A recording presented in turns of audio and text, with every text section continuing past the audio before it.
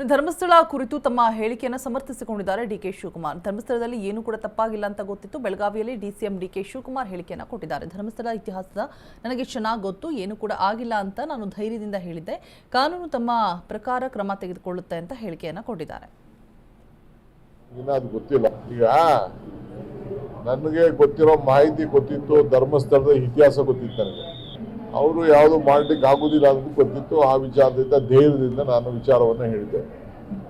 ಈಗ ಕಾಪಿ ನಿಮಗೆ ಗೊತ್ತಾಗಿದೆ, ನಾನಿನ್ನ ಓದಿಲ್ಲ, ನನಗಿನ್ನ ಅದು ಗೊತ್ತಿಲ್ಲ. ಸೊ ಸರ್ಕಾರ ಏನು ಕ್ರಮ ಕೈಗೊಳ್ಬೇಕೋ law will take its own course.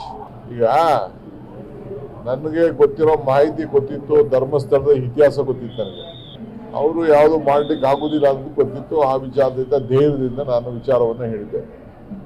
ಈಗ ಕಾಪಿ ನಿಮಗೆ ಗೊತ್ತಾಗಿದೆ, ನಾನಿನ್ನ ಓದಿಲ್ಲ, ನನಗಿನ್ನ ಅದು ಗೊತ್ತಿಲ್ಲ. ಸೊ ಸರ್ಕಾರ ಏನು ಕ್ರಮ ಕೈಗೊಳ್ಬೇಕೋ